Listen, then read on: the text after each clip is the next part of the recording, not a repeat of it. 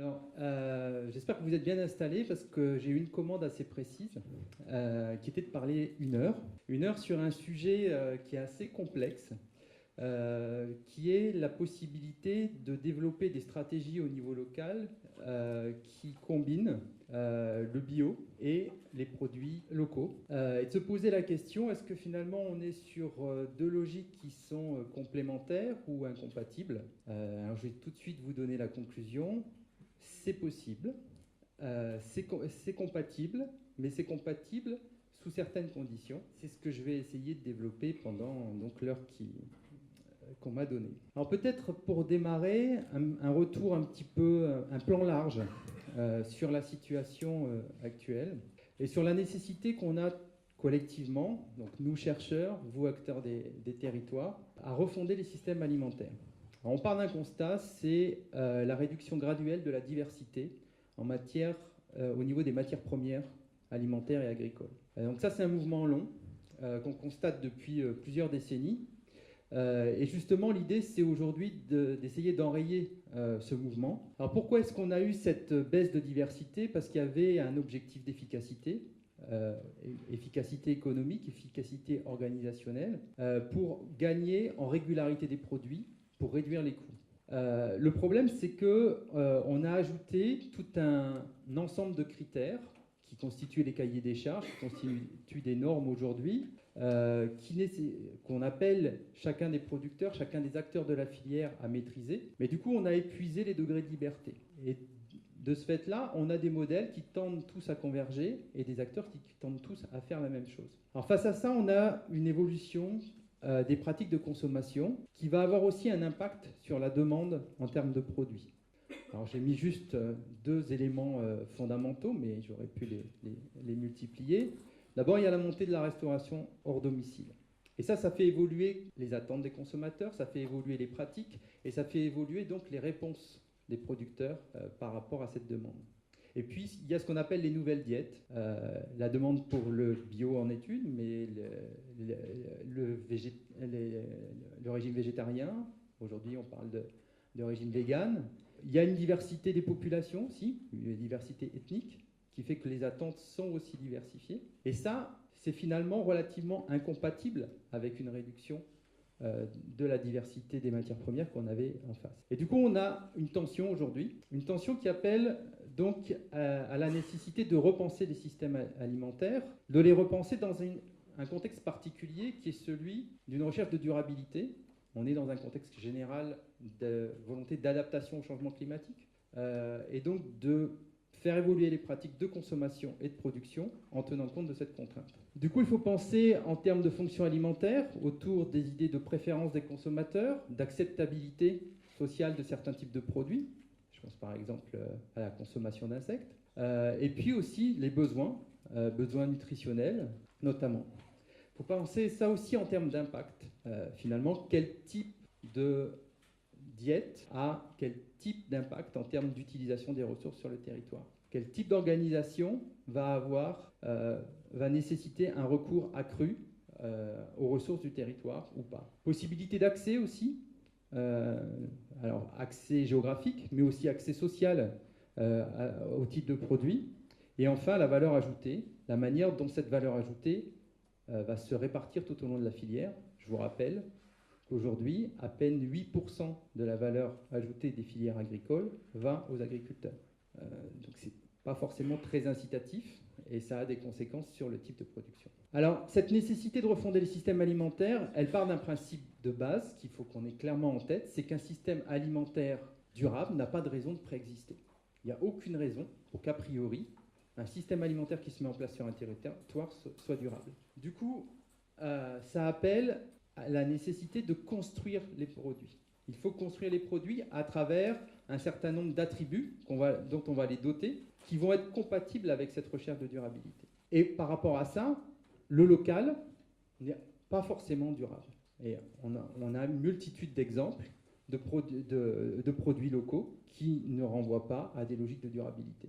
Donc toute la question, c'est comment on va faire évoluer les paradigmes technologiques pour qu'on aille vers plus de durabilité.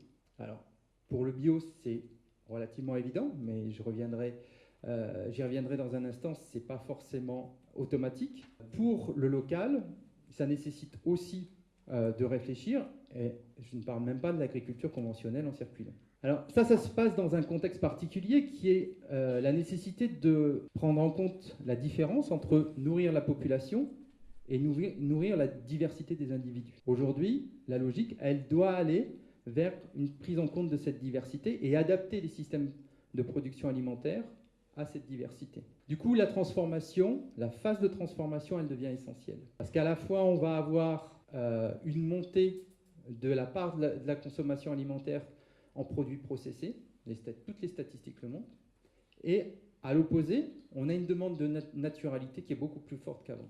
Et donc, toute la réflexion, aujourd'hui, elle doit tourner autour de qu'est-ce qu'on fait, qu'est-ce qu'on attend au niveau de la phase de transformation des produits. Et donc, ça aura des répercussions, bien évidemment, sur les modalités de production au niveau des agriculteurs. Et puis, autre question clé, c'est pour qui on travaille. Pour qui on travaille, ça veut dire s'intéresser à la possibilité pour que les systèmes alimentaires puissent nourrir le plus grand nombre et à quel prix. À quel prix au niveau du prix d'achat, mais aussi au niveau des impacts de ces modes de production. Moi, je suis économiste, on parle d'externalités. Les externalités, c'est les coûts induits par certains modes de production qui peuvent être positifs, créer du lien, préserver la biodiversité, mais qui peuvent être aussi négatifs. Je pense par exemple à la question des pollutions. Et donc, on est dans un environnement complexe et il faut prendre en compte tous ces paramètres pour réfléchir à une évolution des systèmes alimentaires. Donc il y a besoin de repenser la diversité, besoin également de prendre en compte des systèmes plus globaux à travers le recyclage, éviter le gaspillage également, la nécessité de penser reverse, c'est-à-dire de partir des besoins humains pour remonter la filière jusqu'à la production. Et non pas de se dire qu'est-ce qu'on peut produire sur un territoire et qu'est-ce qu'on va pouvoir mettre dans la bouche des consommateurs. Nécessité également de penser systémique, en pensant les interactions et la complexité, penser aussi aux différentes échelles. C'est quoi aujourd'hui un territoire qui produit des biens alimentaires bio et locaux? C'est quoi le local? On parle aujourd'hui de bassin alimentaire, comme il y a 10 ou 15 ans on parlait de bassin versant. C'est quoi le bassin alimentaire de l'île? Est-ce que finalement c'est les 50 km autour de la métropole? Est-ce qu'on doit aller plus loin? Est-ce que c'est la région des Hauts-de-France? Est-ce que c'est 500 km de diamètre autour de la métropole? On a toutes ces questions à se poser parce que derrière ça, il y a notre régime alimentaire qui va avoir un impact sur les ressources et sur les organisations des territoires. Enfin, il convient de réfléchir aussi en termes de co-engineering. Moi, je suis chercheur, mais ma position, c'est vraiment de co-construire mes projets de recherche. C'est pour ça que je suis là aujourd'hui et de partager avec vous les résultats de nos réflexions. Donc, il y a nécessité d'associer différentes compétences pour pouvoir penser l'innovation et l'évolution de ces systèmes. Alors du coup, après cette introduction, je commence déjà à être un peu long, on va réfléchir sur les solutions qui sont offertes par la bio et par le local. Et donc face à ces enjeux, quelle est la pertinence des solutions qui sont proposées par ces deux modèles?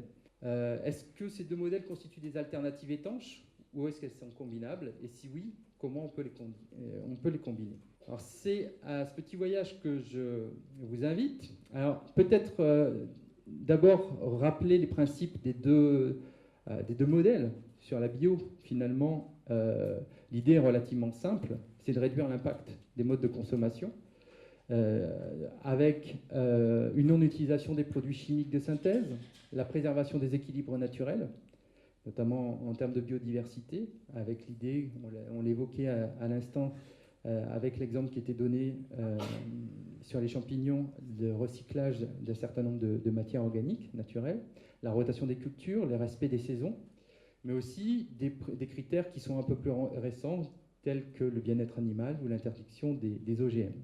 Donc l'idée, c'est de faire évoluer les pratiques agricoles en respectant l'environnement. Sur le local, on n'est pas exactement sur les mêmes logiques. Et finalement, le local pourrait très bien ne pas être durable. Le local répond en fait à deux types d'attentes.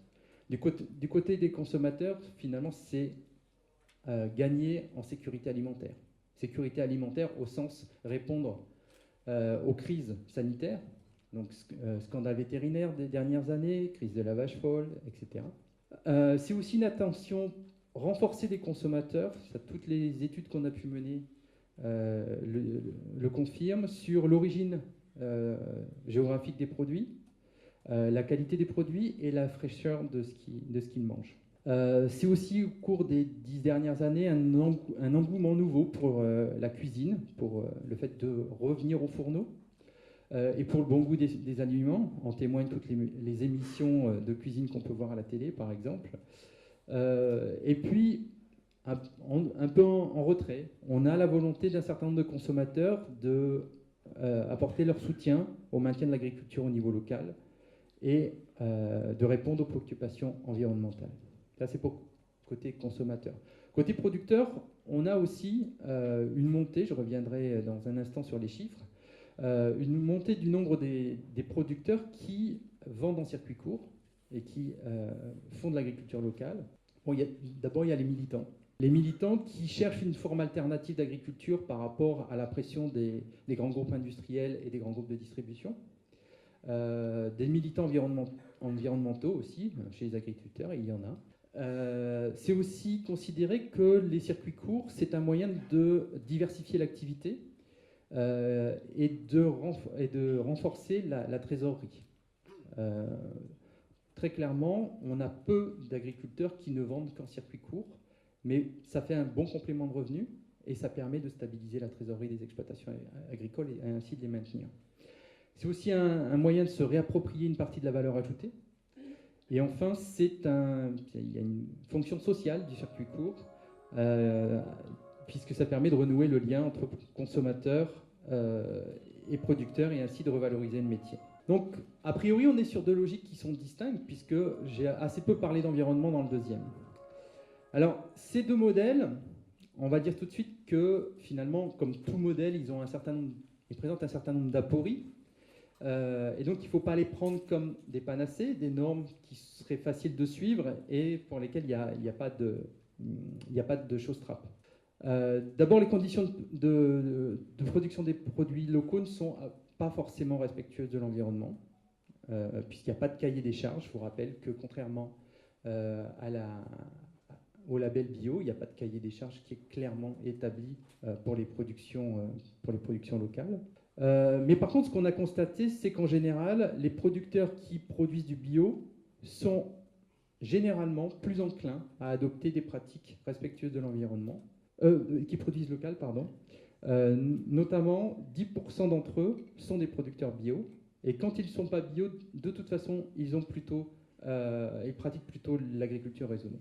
Donc on a une tendance quand même déjà là à la convergence. Alors, autre problème sur les produits bio, les produits bio, comme vous le savez sans doute, ils ne sont pas nécessairement issus de la région où ils sont consommés. Et à partir de là, on peut avoir des approvisionnements qui viennent de l'autre bout de la planète. Et on affiche ça comme des produits bio qu'on va servir à la cantine scolaire, par exemple. Du coup, il n'y a pas forcément de convergence. Alors, ça crée bien évidemment des problématiques en termes de soutien à l'agriculture locale, puisque quand on fait venir les produits de l'autre bout de la planète, c'est compliqué de soutenir les agriculteurs locaux. Ça crée aussi un certain nombre de problématiques en termes environnementaux, bien évidemment. Alors, autre problème, c'est que le local, ce n'est pas forcément les circuits courts. Ce n'est pas forcément les petites exploitations en circuit court. Et c'est aussi, potentiellement, des grandes exploitations qui vont capter les marchés locaux au détriment des exploitations plus petites. Et donc, un des grands enjeux aujourd'hui qui se pose, c'est comment, sur les territoires, on va articuler circuits longs et circuits courts, et comment on va pouvoir faire coexister ces modèles, coexister ces types d'exploitation pour construire la politique alimentaire du territoire. C'est d'autant plus vrai que finalement, quand on y regarde de près, les bilans carbone des circuits courts ne sont pas forcément toujours à l'avantage de ce type de modèle et de distribution. Et qu'à partir de ce moment-là, il y a nécessité d'une réflexion beaucoup plus fine, à la fois sur le type d'organisation des modèles, l'organisation logistique notamment, et sur la combinaison de ces différents modèles à l'échelle d'un territoire. Pourquoi est-ce qu'un groupement de producteurs agricoles qui travaillent en circuit court ne pourrait pas avoir recours à la flotte logistique d'un grand groupe industriel de l'agroalimentaire. Si c'est pertinent par rapport à la viabilité des modèles, à la fois sur le plan économique et environnemental. Donc finalement, la question qu'on peut se poser, c'est est-ce que les deux démarches sont compatibles? Alors la réponse que je vous propose, c'est en reprenant un slogan bien connu, c'est articuler bio et local, c'est a priori l'idéal, mais ça peut être compliqué. Je vous ai parlé du bio, je vous ai parlé du local, mais finalement j'ai peu caractérisé les phénomènes. Donc quelques éléments descriptifs pour planter le décor sur la diversité des formes et l'importance des phénomènes. Donc moi je suis membre d'un dispositif qu'on a créé il y a 2 ans qui s'appelle le réseau mixte technologique alimentation locale, qui associe des chercheurs et des acteurs des territoires. Et on a pas mal travaillé sur justement la production de connaissances et la production d'outils à destination des acteurs des territoires. Alors, un certain nombre de travaux qui sont menés à l'INRA, notamment par ma collègue Yuna Chifolo, avec qui j'ai commis l'ouvrage qui a été mentionné tout à l'heure, ont mis en évidence la diversification des formes de circuits courts sur les territoires. Aujourd'hui, on a une vingtaine de formes qui coexistent. Une vingtaine de formes qui reprend des choses qui sont assez traditionnelles, par exemple la vente sur les marchés de plein vent, la vente à la ferme, et puis des formes beaucoup plus innovantes, notamment les AMAP depuis le début des années 2000, mais aussi la ruche qui dit oui, qui connaît un franc succès, et tout un tas de formes et d'organisations nouvelles qui sont soit des formes en vente directe, c'est-à-dire l'agriculteur va sans intermédiaire toucher le consommateur, soit des ventes avec un seul intermédiaire, que ce soit des artisans, des cantines, des restaurants ou de la plateforme Internet, par exemple. Donc on a une diversification des formes, et cette diversification des formes, elle évolue. Chaque forme évolue, et on a une plus grande palette au fil du temps qui est en train de se constituer. Alors ces circuits courts aujourd'hui, on a des difficultés pour en mesurer le poids dans l'agriculture française, pour une raison très simple, c'est que les statistiques n'ont pas évolué depuis 2010, dernier recensement agricole. À l'époque, on considérait qu'il y avait un agriculteur sur 5 qui vendait en circuit court, soit 110 000 exploitants agricoles. Aujourd'hui, clairement, on a le sentiment, donc le prochain recensement sera en 2020, on a le sentiment que ce modèle est en train de se développer, mais on n'a pas des chiffres suffisamment précis. Donc gardons ça en tête. Aujourd'hui, il y a à peu près entre un cinquième et un quart, clairement, des agriculteurs qui vendent en circuit court. Alors c'est une activité qui est non marginale, puisque ça constitue une part majoritaire du chiffre d'affaires pour 40% de ces exploitations. Mais si on dit ça, ça veut dire aussi que les agriculteurs qui vendent en circuit court ne font pas que ça. Et donc, ils ont à combiner différents modèles de distribution de leur production. Donc, c'est des circuits de commercialisation sur lesquels les ventes traditionnelles, vente à la ferme, vente sur les marchés, restent largement majoritaires, avec finalement un relativement faible développement des paniers, relativement faible développement également de la restauration collective, j'y reviendrai tout à l'heure. Et c'est souvent considéré par les exploitants agricoles comme un mode de commercialisation en complément de ce qu'ils vont pouvoir distribuer, des contrats qu'ils peuvent avoir avec les acteurs des circuits longs. Alors, tout de suite, une petite donnée qui est quand même relativement intéressante, puisque moi je suis économiste a priori territorial au départ, donc je m'intéresse aussi à la question de l'impact des formes d'organisation agricole et des modèles agricoles sur les territoires. Clairement, les modes de distribution en circuit court et ces modèles agricoles sont préférables en termes d'emploi. Ils créent plus d'emplois que les autres. Puisqu'on a besoin pour les exploitations de 2,2 personnes sur les exploitations en moyenne, contre 1,6 sur les exploitations traditionnelles. Donc on a une forme de prédominance, une prédominance des formes traditionnelles et une faiblesse à la fois donc de la restauration collective et de la vente par correspondance. Ici, vous regardez en bas du tableau, sur la restauration collective, ça ne représente comme première destination que 0,3% de la vente en circuit court. Donc c'est vraiment assez mineur, surtout si on compare avec la vente directe à la ferme qui est à 48%. Alors cette question des circuits courts, eh bien, elle est aussi variable cette représentation est aussi variable d'un secteur à l'autre. Selon qu'on soit rucher, qu'on fabrique des produits, des fruits et légumes ou qu'on fasse de l'élevage, eh bien, la part des exploitants qui vendent en circuit court est extrêmement différente d'une filière à l'autre. On a aussi une grande diversité au niveau régional, au niveau des territoires, puisque sur la carte de droite, vous voyez la densité qui est représentée par une couleur rouge-violette. On voit bien qu'on a de grosses différences avec une prédominance assez nette sur le quart sud-est et sur certains pôles, notamment les Pyrénées, mais aussi sur l'Île-de-France ou sur le département du Nord. A contrario, il y a des zones sur lesquelles ces circuits courts sont assez peu présents. Alors, ces circuits courts sont principalement le fait de petites exploitations ou d'exploitations moyennes. On retrouve assez peu les grandes exploitations dans ce mode de commercialisation. Alors au niveau des produits, c'est principalement des fruits et légumes, comme vous l'avez sur cette infographie. Donc les fruits et légumes, c'est 67% des produits achetés pour les légumes, 45% pour les fruits.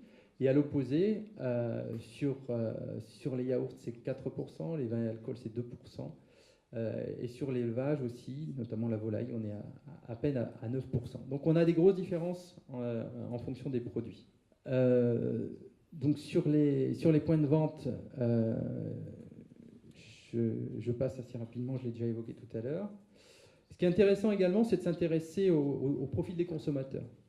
Alors les profils des consommateurs, ils ont tendance à évoluer, puisqu'on avait des consommateurs qui étaient traditionnels, militants, femmes et retraités, souvent de CSP élevé. Et ce qui est intéressant dans les dernières études qu'on a pu mener, c'est qu'aujourd'hui, on a un élargissement de ces profils avec des jeunes, davantage d'hommes, des professions intermédiaires et dans une moindre mesure, les ouvriers aussi qui consomment de plus en plus en circuit court. Alors les motivations de ces consommateurs sont à peu près toutes les mêmes. C'est la recherche de fraîcheur, de goût, de qualité, notamment de qualité sanitaire des produits. Ainsi qu'un soutien à l'agriculture locale et à l'environnement. Alors, ce développement des circuits courts, il rencontre un certain nombre de freins que je vais lister brièvement ici. Des éléments qui relèvent des contraintes générales. La pression foncière, le peu de terres disponibles, notamment en zone périurbaine, la difficulté de trouver de la main-d'œuvre aussi, et puis l'évolution défavorable des modes de consommation, ainsi qu'une réglementation qui n'est pas forcément favorable, notamment quand il s'agit d'approvisionner la restauration collective. Et puis des difficultés qui sont propres aux filières, le déficit organisationnel encore largement, puisque pour que ces modèles fonctionnent correctement, qu'ils soient efficaces, eh bien de plus en plus, il est évident que quand on sort de la commercialisation directe à la ferme, il faut des démarches collectives, il faut des organisations collectives. Il y a la nécessité d'une grande disponibilité en termes de temps des exploitants. On constate des phénomènes d'épuisement, par exemple. Le fait que ce soit encore assez largement une activité de niche et qu'il y ait un déficit d'offres par rapport à la demande. Et puis la nécessité d'acquérir de nouvelles compétences. On a l'habitude de dire qu'un exploitant qui fait des circuits courts, c'est un exploitant qui fait 3 métiers. Il est producteur, il est transformateur et il est distributeur. Et donc ça appelle des compétences dans ces 3 domaines. Alors passons maintenant à l'agriculture bio. J'ai emprunté cette superbe infographie à l'agence bio. Donc l'agriculture bio, aujourd'hui, c'est une activité, comme vous le savez sans doute tous, qui connaît un essor considérable depuis les dernières années, avec une augmentation des exploitations engagées en bio qui a augmenté de 32% entre 2013 et 2016, ce qui est considérable, alors que c'était un secteur qui était endormi depuis quelques dizaines d'années. Aujourd'hui, donc, ça représente plus de 32 000 exploitations agricoles, près de 15 000 transformateurs et distributeurs. Ça représente 5,7% de la SAU française. Et ça représente surtout 7 milliards d'euros, avec une croissance du chiffre d'affaires de 21% en 2016. Donc vraiment un saut en termes de volume et de création de valeur ajoutée liée à cette activité. Donc on retrouve le bio dans pour un certain nombre de produits. C'est 33% des cultures de légumes secs, c'est 17% des fruits, c'est 9% des vignes. Mais on retrouve aussi du bio dans les activités d'élevage, puisque un exploitant bio sur 3 est un éleveur. Donc on a un dynamisme de ce type de production sur les années les plus récentes et qui touche en fait tous les produits. Alors ça touche tous les produits, mais ça ne touche pas tous les territoires. Si on regarde donc sur ce graphique sur les surfaces bio en 2016, alors là on voit quoi? On voit que dans cette bonne région des Hauts-de-France, on est un peu en retard. Puisque alors j'ai pris l'élève du jour et puis un bon élève. Donc j'ai comparé avec l'Occitanie, qui est la première région française en termes de conversion, de nombre d'exploitants, etc. Et on voit bien qu'il y a de grandes différences d'une région à l'autre. Sachant que par exemple en PACA, on est presque à 20% aujourd'hui de SAU dédiés au bio, alors qu'à contrario, sur les Hauts-de-France, on est à peine à 1,2%. Donc on a aujourd'hui encore de grandes différences en termes d'agriculture biologique d'une région à une autre, et notamment sur les Hauts-de-France. Autant on a un dynamisme des circuits courts, autant sur le bio, il reste du chemin à parcourir. C'est principalement dû, bien sûr, à la structure des produits, à la structure des filières. On a des effets d'inertie qui sont importants. Mais je pense que c'est utile d'avoir ces comparaisons en tête. Alors voilà pour ce panorama un petit peu pour fixer les idées sur les types de produits, les consommateurs et la répartition géographique. Alors ces deux dispositifs ont en commun d'avoir bénéficié d'un fort soutien des acteurs publics, des dispositifs publics, depuis un certain nombre d'années. Alors le premier, bien évidemment, ça a été la reconnaissance institutionnelle du bio, puisque l'agriculture biologique a été reconnue comme signe officiel de qualité en 1980, avec une réglementation qui est apparue européenne qui est apparue en 2009. Alors ce qui est important à mentionner, c'est que la réglementation, elle touche toutes les phases de production du produit, de la production à l'exploitation, jusqu'au contrôle du produit en passant par la distribution, la transformation, l'importation, etc. Donc la logique, c'est une logique de structuration de filière. Et donc elle implique une diversité des acteurs qui est beaucoup plus grande et qui impose des coûts et des contrôles et un certain nombre de normes tout au long de la filière, ce qui est très important en termes de structuration et de rôle que peuvent jouer chacun des intervenants. Alors le dynamisme de la bio, il est étroitement lié aussi à ce qu'on appelle l'effet Grenelle, puisque lors du Grenelle de l'environnement, il avait été fixé un objectif de promotion de la bio, mais aussi des objectifs chiffrés qui établissaient un horizon à 6% des surfaces bio en 2012 et à 20% en 2020. Alors côté circuit court, là aussi, on a progressivement vu se mettre en place des dispositifs d'action publique, des politiques incitatives qui étaient favorables à la promotion des circuits courts. Alors, ça a commencé par le Programme national d'alimentation en 2008, qui avait donc parmi les actions qui étaient identifiées, la volonté de recréer un lien entre producteurs et consommateurs.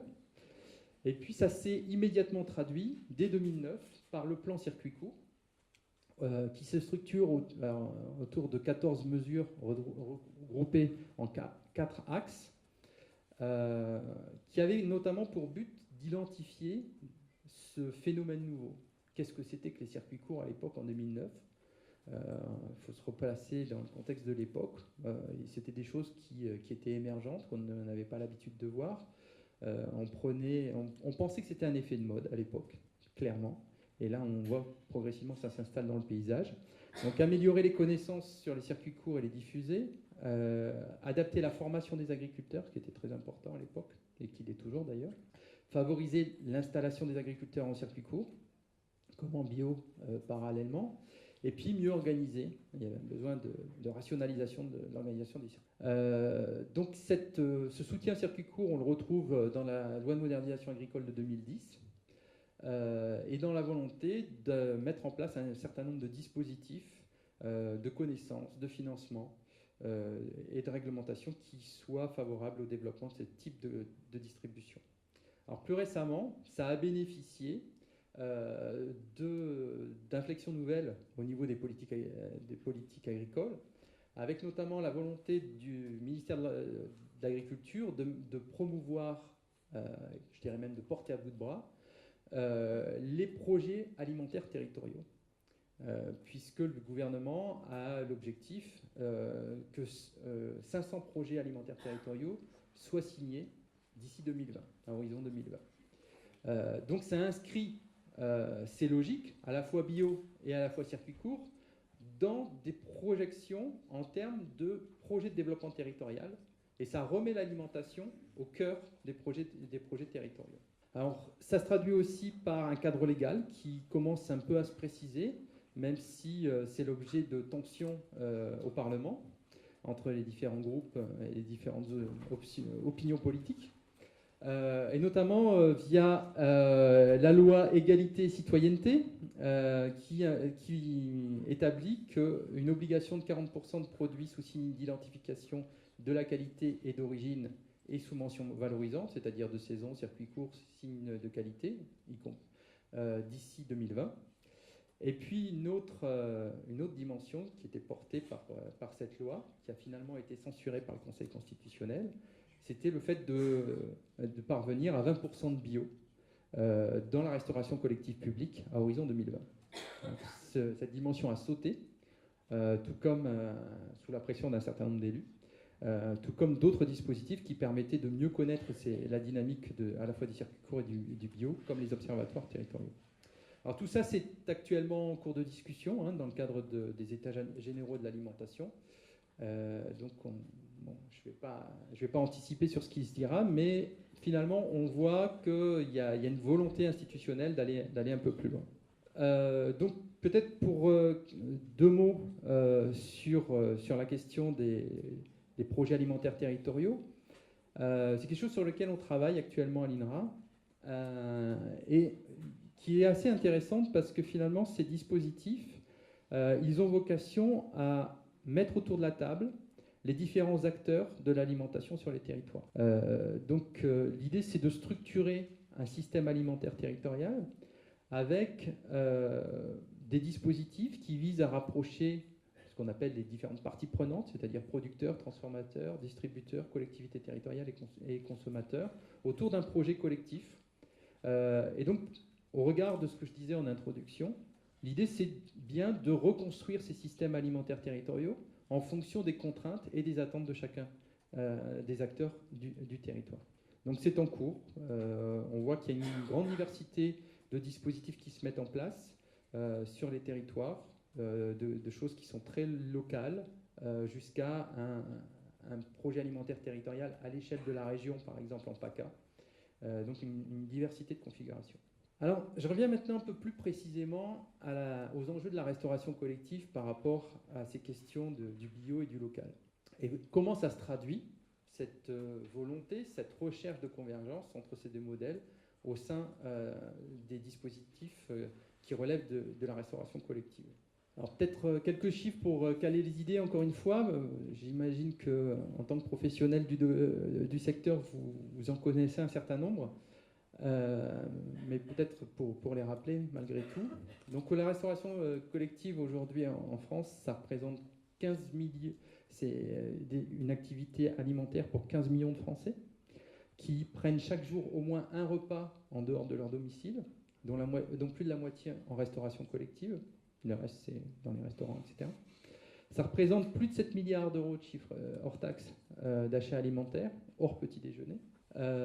Qui sont à peu près également répartis entre produits frais, produits surgelés, produits d'épicerie. Ça représente 110 000 emplois, c'est un secteur quand même majeur de l'économie française, pour 1500 entreprises. Avec quelques leaders, un leader historique, Sodexo, et une donne qui est en train d'évoluer avec l'intérêt croissant et nouveau d'un certain nombre d'enseignes commerciales qui se sont dit qu'il y avait des opportunités là pour développer leur activité, la diversifier. Par exemple, Elior et Monoprix qui sont de plus en plus présents pour répondre au marché public. Ça représente au niveau des territoires 73 000 structures de restauration collective, publiques ou privées, et qui distribuent 3,5 milliards de repas par an. C'est considérable. Dans les secteurs principalement de l'enseignement, c'est le domaine majoritaire, de la santé et du social, des restaurants d'entreprise et de collectivités territoriales, et puis d'un certain nombre d'autres organismes, genre centres de vacances, établissements pénitentiaires, etc. Alors ces établissements, eh bien, soit ils sont gérés en direct, sous forme de régie, pour 60% d'entre eux environ, soit ils relèvent de la gestion concédée pour le reste. Est-ce que les gestionnaires de restauration collective, est-ce que les convives, les usagers de ces restaurations collectives sont intéressés pour développer le bio et les produits locaux dans les repas? La réponse est oui. Il y a un véritable plébiscite, notamment au milieu scolaire, notamment de la part des parents d'élèves.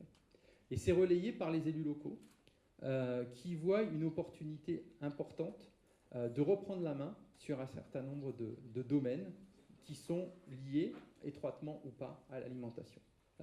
Pourquoi ? Parce que finalement, la restauration collective, l'alimentation en général, mais la restauration collective en particulier, ça peut être considéré au niveau des territoires comme une matrice de politique publique. Du coup, ça intéresse beaucoup les élus, puisqu'autour de ça, on va réfléchir à la politique de l'alimentation, à la politique agricole, à la politique foncière sur les territoires, à la politique de santé également. Et tout ça, ça s'enchevêtre autour des questions alimentaires et le levier sur lequel les élus peuvent agir en matière de questions alimentaires, c'est pas uniquement, mais en grande partie, la restauration collective.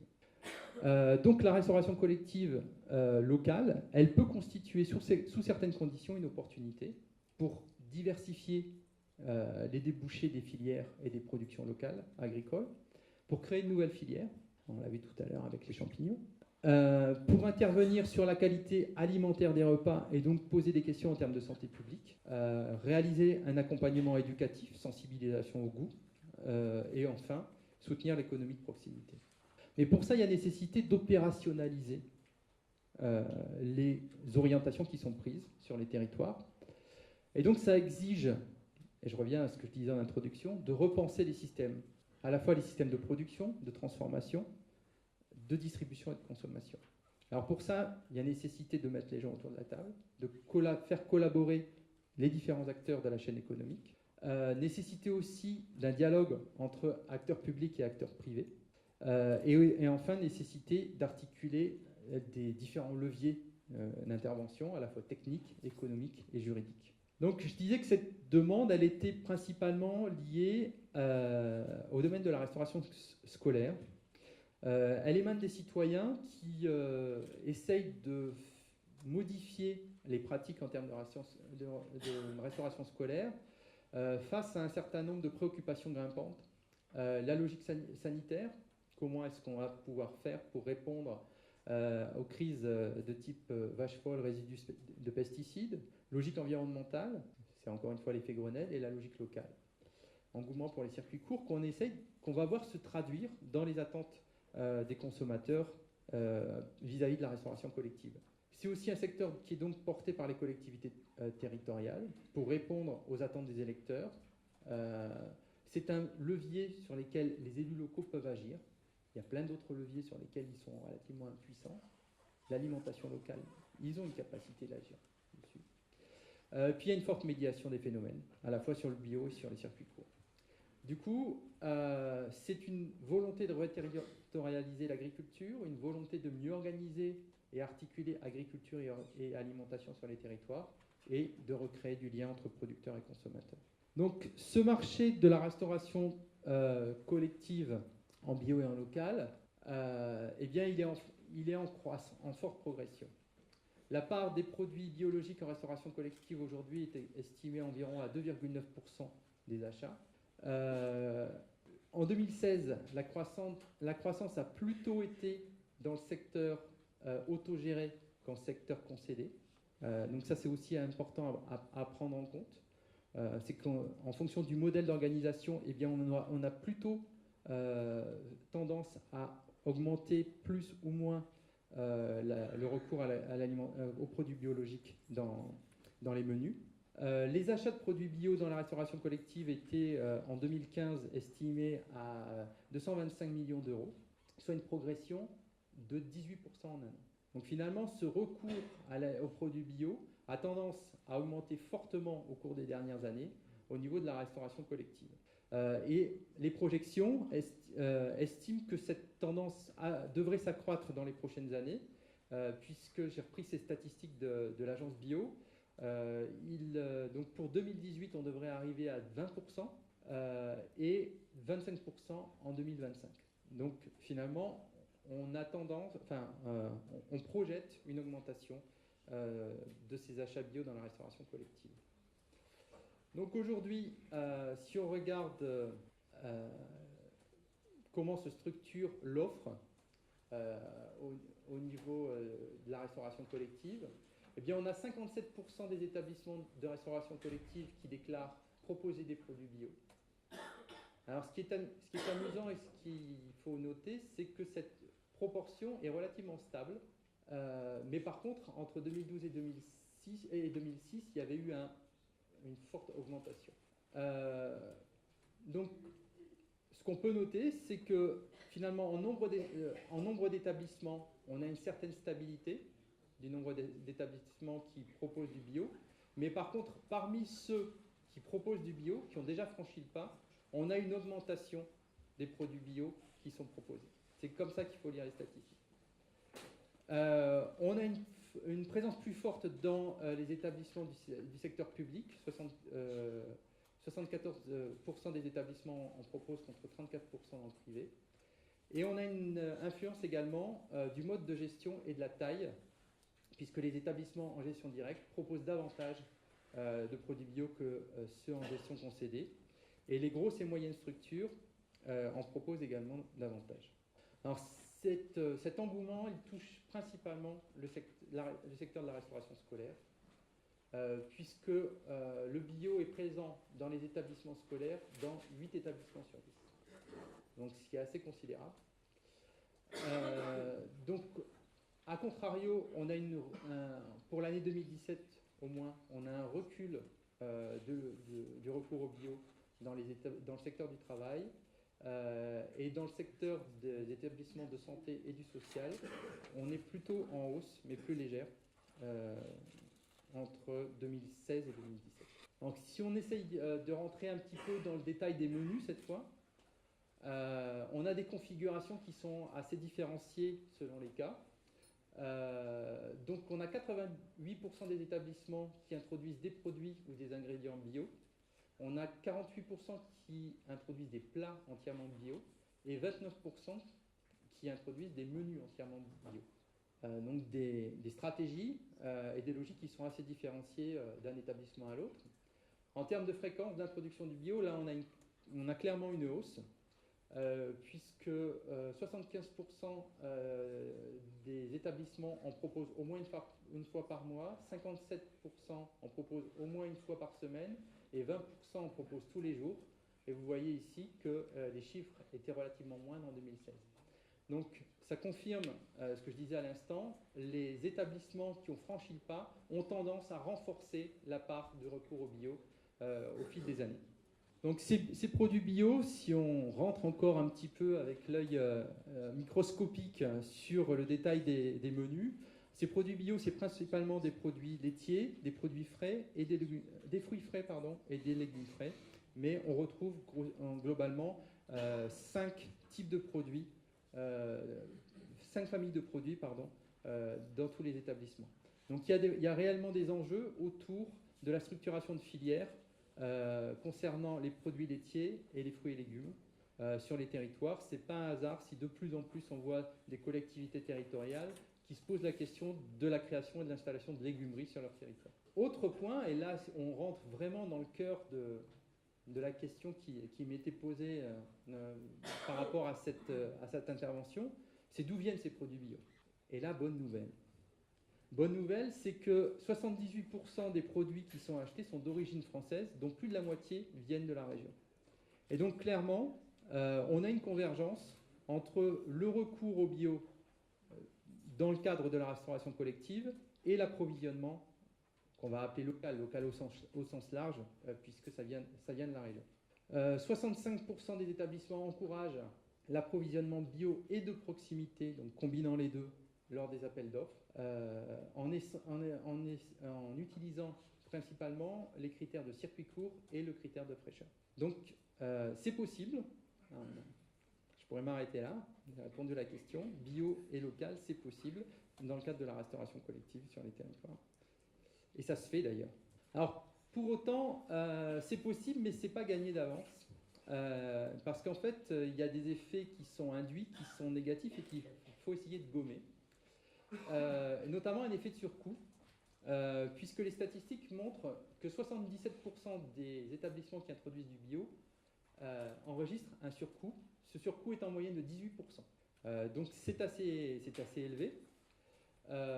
Mais dans 2 restaurants sur 3, ce ne sont pas les convives qui payent ce surcoût, puisque ce surcoût est soit lissé sur l'ensemble des repas, soit pris en charge par le donneur d'ordre.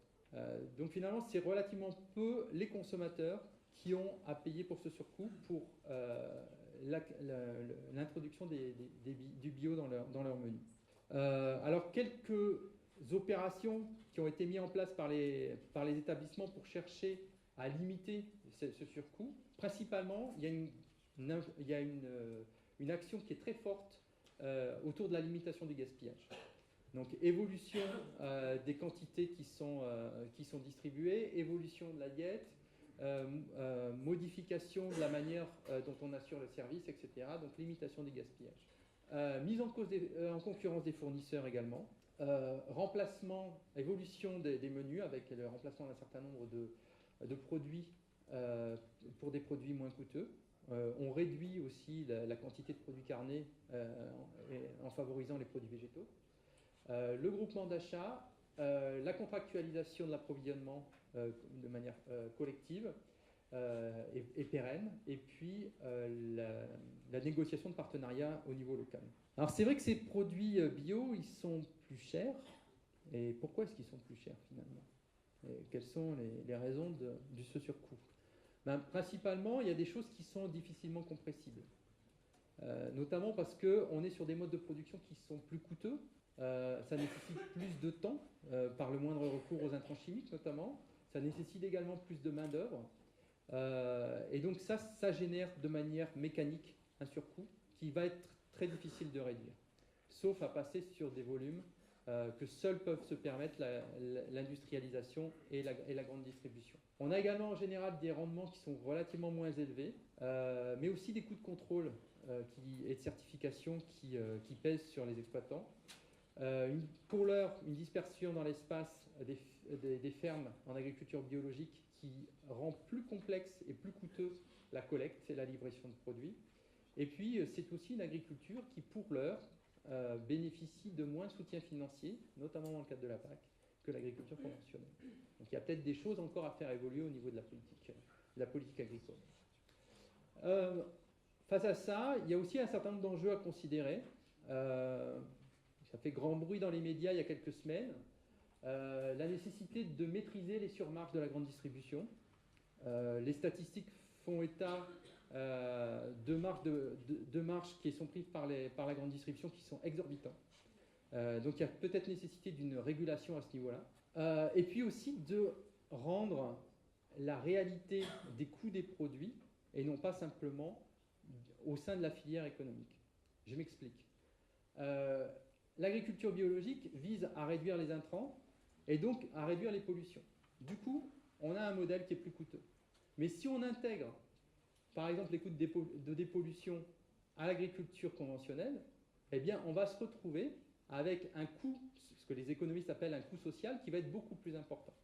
Donc, notre boulot, en tant que chercheur, c'est aussi d'élaborer des modèles qui soient plus globaux autour de la prise en compte de l'ensemble des coûts qui sont liés aux différents modèles agricoles. Et puis, un dernier enjeu, c'est celui de la justice alimentaire. À partir du moment où on a des produits plus coûteux, quid de la possibilité des populations les plus défavorisées d'avoir accès à ce type de produits.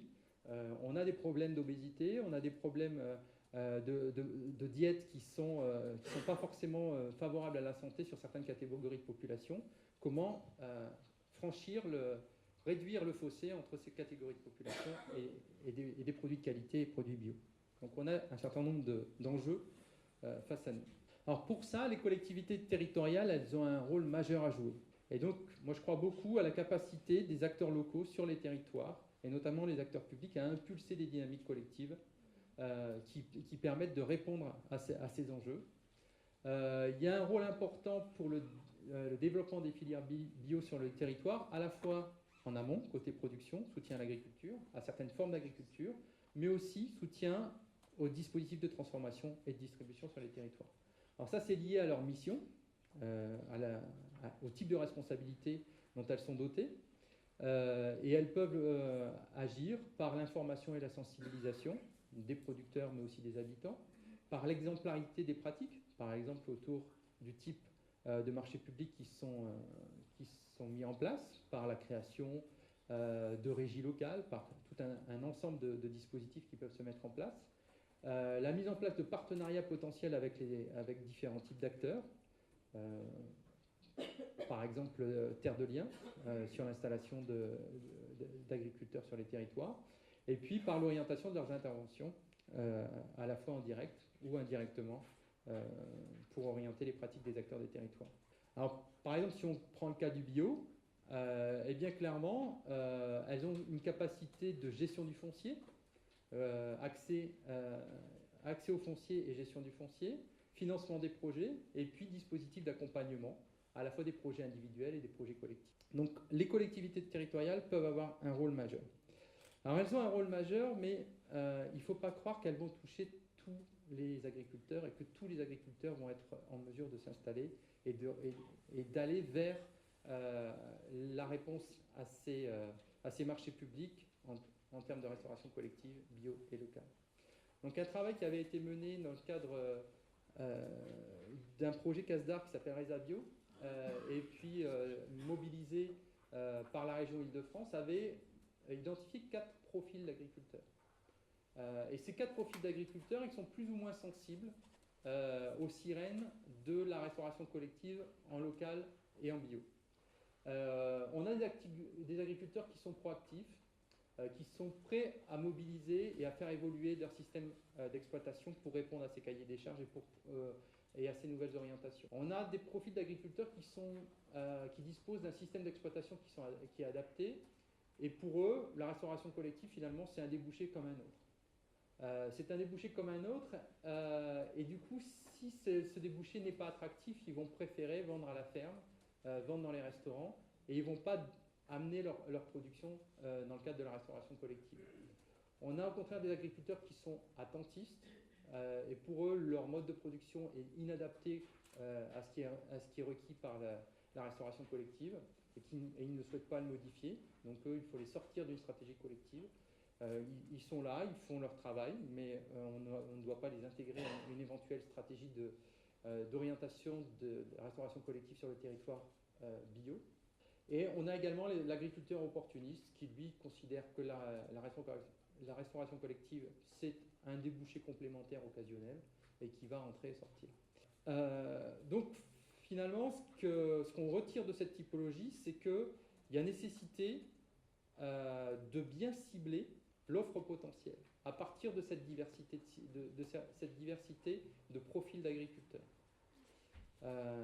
Donc, le marché de la restauration hors domicile et de la restauration collective, c'est un marché qui peut être moteur, mais simplement pour certains types d'exploitation. Donc du coup, quand on essaye de mettre en place une stratégie collective au niveau d'un territoire, il y a nécessité de bien connaître le tissu d'exploitation de son territoire et qui peut entrer, qui peut collaborer dans le cadre de ce type de stratégie. Typiquement, ce qu'on constate, c'est qu'une exploitation de petite taille et qui, pour fournir ses produits, a besoin de beaucoup de main-d'œuvre, est souvent inadaptée à ce qui est requis dans le cadre des marchés de restauration collective. Et il sera plus pertinent pour le chef d'exploitation de vendre sa production en vente directe sur les marchés ou dans le cadre de points de vente collectifs. Donc quand on met en place ce type de stratégie d'approvisionnement de la restauration collective, il faut avoir ça en tête, parce que ce n'est pas forcément fait pour toutes les exploitations. Et du coup, ça peut aboutir, et c'est ce qu'on constate aussi aujourd'hui dans la majorité des cas, à un décalage, à un déficit de l'offre sur les territoires par rapport à la demande. Donc aujourd'hui, l'enjeu, c'est compte tenu de la diversité des stratégies des agriculteurs, comment est-ce qu'on peut pallier ce déficit d'offre par rapport aux besoins de la collectivité et de la restauration collective sur les territoires. Alors pour ça, il y a un certain nombre d'outils qui existent, et notamment je voudrais passer quelques minutes sur, vous me dites si je suis trop long, je voudrais passer quelques minutes sur la question de la commande publique et d'un certain nombre de clauses qu'on a vu fleurir au cours des dernières années. On a eu une évolution depuis notamment 2011 principalement, qui est davantage favorable au recours aux produits locaux et bio-locaux dans le cadre de la restauration collective.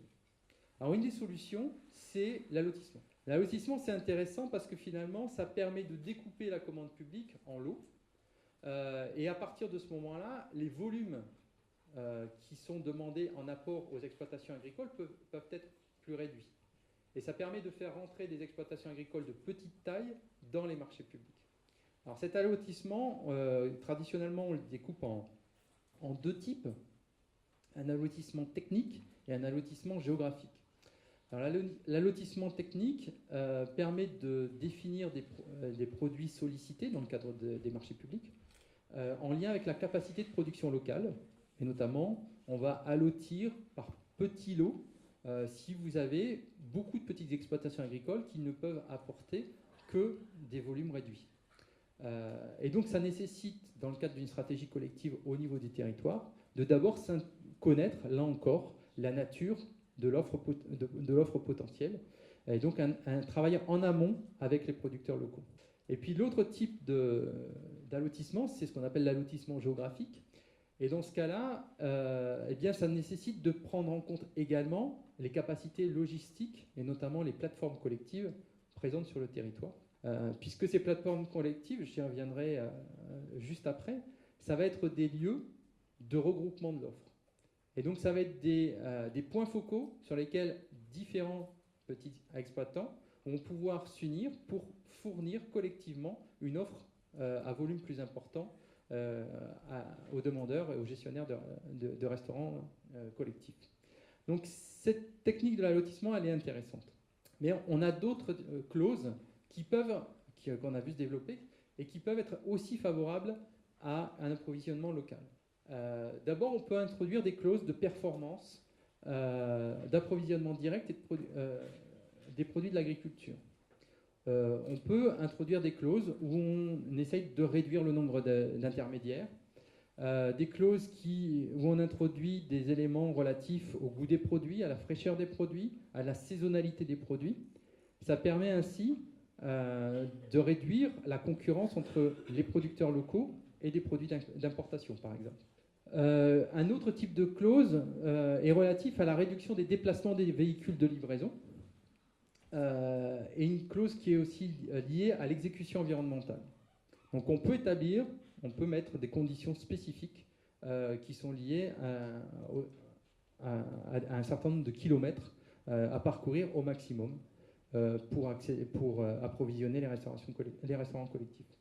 Puis on peut aussi introduire des clauses sociales, notamment liées à l'emploi des personnes en situation d'insertion, qui vont là aussi orienter, ou le commerce équitable, qui vont aussi orienter le type d'offre qu'on va pouvoir sélectionner dans le cadre des marchés publics. Alors c'est intéressant tout ça, mais c'est des clauses qui sont essentiellement techniques, et rien ne dit que derrière, elles vont garantir, elles vont de manière automatique avoir un écho favorable auprès des agriculteurs, notamment pour une raison très simple, enfin pour deux raisons très simples, c'est qu'elles sont dans un certain nombre de cas difficiles à mettre en œuvre au niveau des exploitations, et d'autre part, ça n'enlève rien à un phénomène clair qui est que le prix de vente, le prix auquel un agriculteur vend dans les restaurants collectifs est en général inférieur au prix auquel il peut vendre ses produits dans les autres formes de distribution.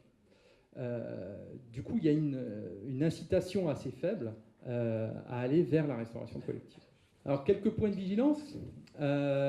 Attention quand même à un certain nombre de critères qu'on pourrait considérer comme étant très intéressants à introduire dans les cahiers des charges et qui finalement peuvent se retourner contre les acteurs et les producteurs locaux. Par exemple, le bilan de gaz à effet de serre, eh ben, paradoxalement, un certain nombre de travaux ont montré, notamment des collègues qui sont basés à Lille, à l'IFSTAR de Lille, ont montré que dans un certain nombre de formes d'organisation et d'approvisionnement, le recours à des produits qui viennent de l'autre bout de la planète et qui arrivent sur nos marchés par bateau et qui sont vendus et commercialisés en grande quantité, avait un impact environnemental plus faible que des produits qui étaient fabriqués et distribués en local, dans le cadre de petits circuits en fourgonnette par des agriculteurs individuels. Donc attention à l'introduction d'un bilan carbone dans les cahiers des charges.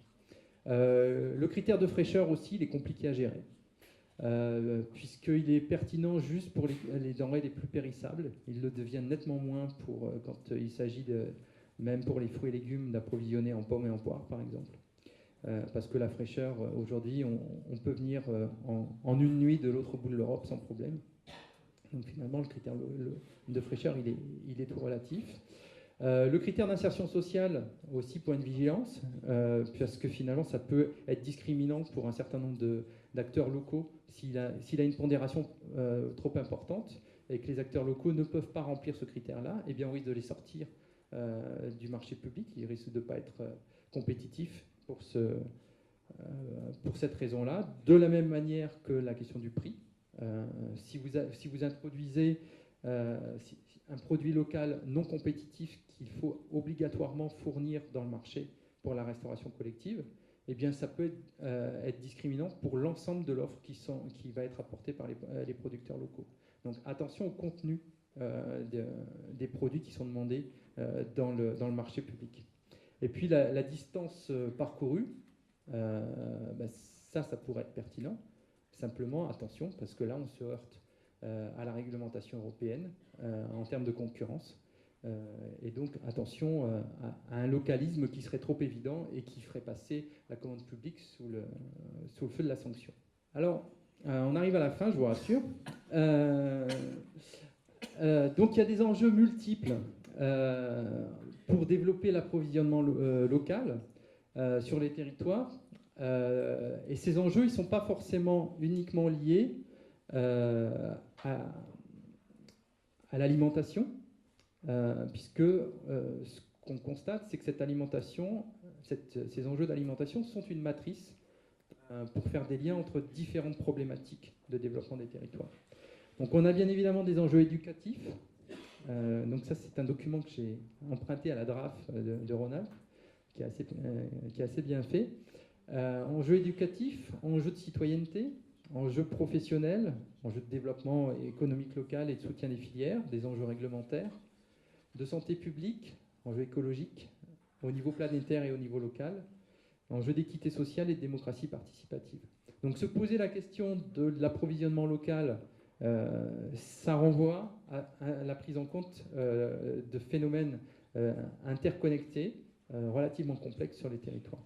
Alors pour ça, eh bien, il y a nécessité d'inscrire les démarches qui sont engagées par les collectivités territoriales et les restaurants collectifs dans des démarches plus larges, qui associent l'ensemble des parties prenantes et des acteurs qui ont lien avec les fonctions alimentaires sur les territoires. On ne peut pas se contenter d'un dialogue entre les équipes techniques de la mairie ou un élu local et des producteurs. Il y a nécessité d'englober l'ensemble des acteurs dans une démarche de construction collective, encore une fois, de la qualité des produits, des marchés et de la stratégie alimentaire et agricole territoriale. Donc ça prend en compte les équipes des cuisines, les diététiciens, les enseignants, les convives, les groupements d'achat, etc., etc.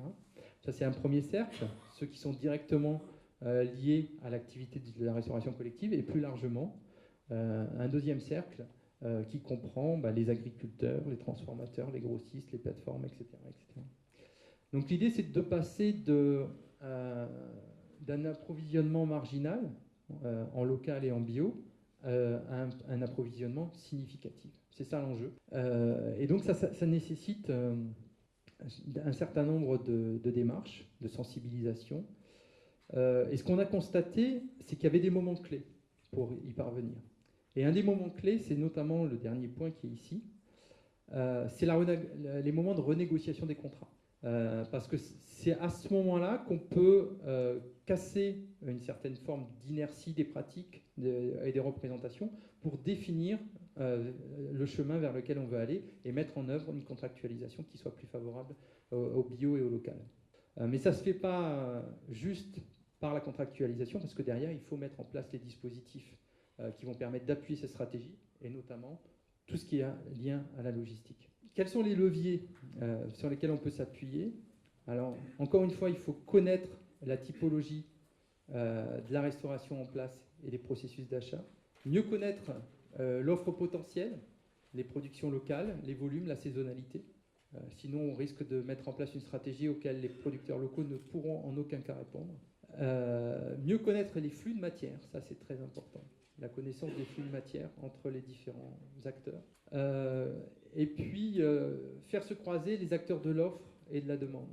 Puisque dans un certain nombre de cas, la difficulté est qu'il y a une méconnaissance des exigences de la restauration collective de la part des agriculteurs. Ils n'arrivent pas à savoir quels sont les besoins en termes de niveau de transformation des produits, en termes de calendrier, en termes d'organisation, ne serait-ce que l'heure à laquelle il convient qu'ils amènent leurs produits dans la cuisine, etc.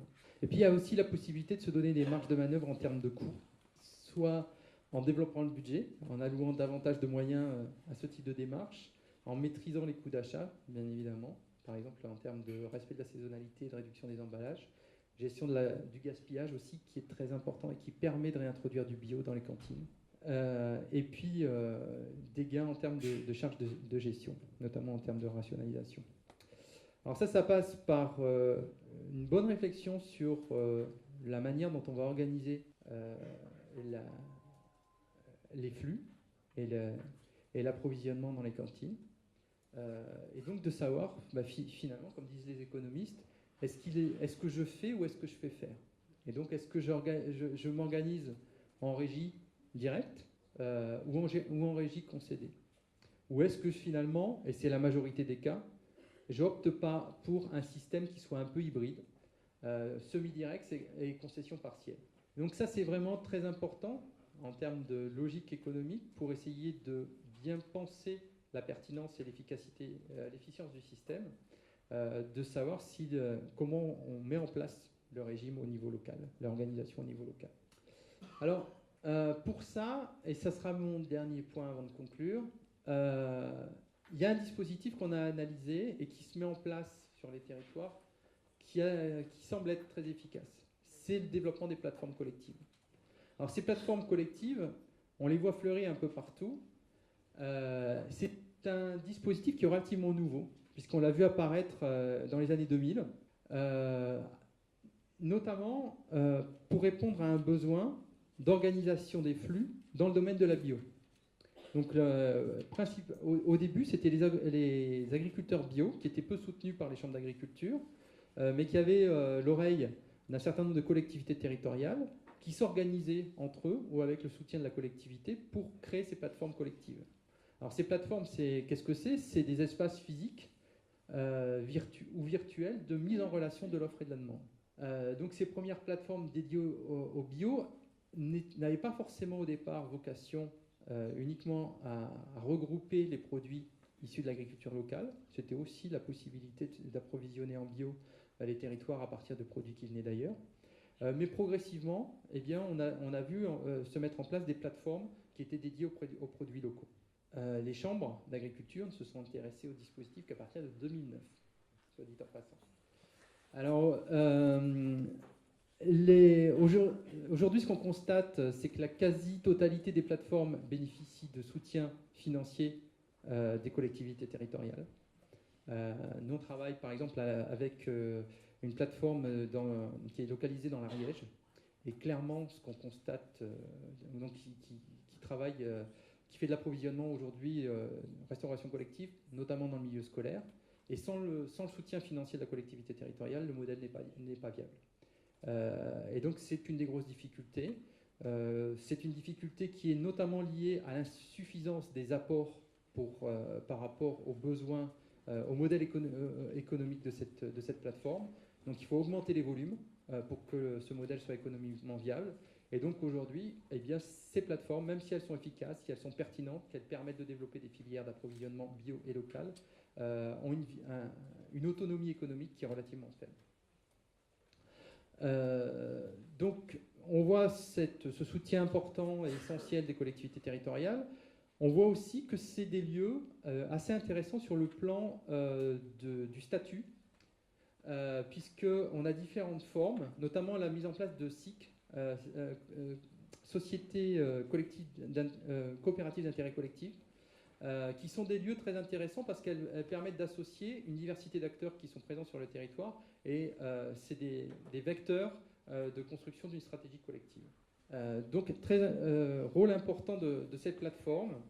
Ces plateformes je vois comme si fait signe que je suis un peu long, donc qui ont en général deux types de fonctions, des fonctions commerciales qui permettent de rendre l'offre plus visible par rapport aux utilisateurs, qui permettent de faciliter la prise de commande et les négociations directes, mais qui ont aussi des fonctions logistiques, notamment en milieu rural. Alors ces plateformes, il faut les construire et il faut les faire évoluer. Ça, c'est un point essentiel. On le voit aussi dans le cadre d'un projet qu'on mène en Midi-Pyrénées, où on compare 15 plateformes et on voit que finalement, c'est des processus qui nécessitent du temps, de l'adaptation, qui nécessitent d'être affinés par rapport entre le modèle tel qu'il a été pensé au départ et tel qu'il évolue sur la durée. Donc c'est un processus de construction progressif, notamment pour gérer les ajustements techniques, les agrandissements, les orientations techniques et les fonctions qui sont abritées par ces plateformes. Cependant, on a un certain nombre de difficultés, celle de mobiliser les partenaires, de bien dimensionner le produit, de convaincre la restauration et les agriculteurs de s'y inclure, et de s'y intégrer, pardon. Et je l'évoquais à l'instant, également, la question de l'équilibre économique du modèle est fondamentale. Alors juste à titre d'illustration, deux exemples sur deux cas qui ont été étudiés dans le cadre d'un projet qui s'appelait l'IPROCO à l'époque, donc dans le cadre d'un programme qui s'appelle PSDR, que j'ai la chance d'animer au niveau national, qui montre en fait la complexité des systèmes au niveau local et la nécessité de bien comprendre la diversité et flux entre les différents acteurs. Donc ici, c'est un approvisionnement en produits bio à Langoué, en Bretagne, où 95% de la restauration scolaire est assurée par des produits bio, et où on voit qu'il y a une plateforme logistique qui a été mise en place et qui est le fruit d'un accord entre la municipalité et Biocoop. Et puis un autre exemple, donc ici à Angers, où là le système inclut les acteurs les acteurs privés historiques de la restauration collective, et donc où on combine à la fois les attentes de la collectivité territoriale et les pratiques de ces grands groupes, par exemple Sodexo, Pomona ou Unifray. Donc on a une grande diversité de configurations au niveau local qui ne sont pas forcément exclusifs des acteurs majeurs et traditionnels de la restauration collective, mais qui nécessitent des compromis et des accords avec eux. Alors je conclus cette intervention à travers la mise en évidence de quelques faits saillants. Je vous rassure, je ne serai pas très long. Ça fait déjà 1h20 que je parle. Donc, ce qu'on constate, c'est qu'il y a une multiplication des initiatives locales qui combinent bio et local. Et donc, on a une inventivité des modèles au niveau des territoires et une mobilisation qui est relativement forte et qui est croissante. Le double critère bio plus local est a priori pertinent pour une collectivité qui veut s'engager dans une stratégie de développement local avec en son cœur les logiques d'alimentation. Mais il n'est pas toujours très aisé à tenir.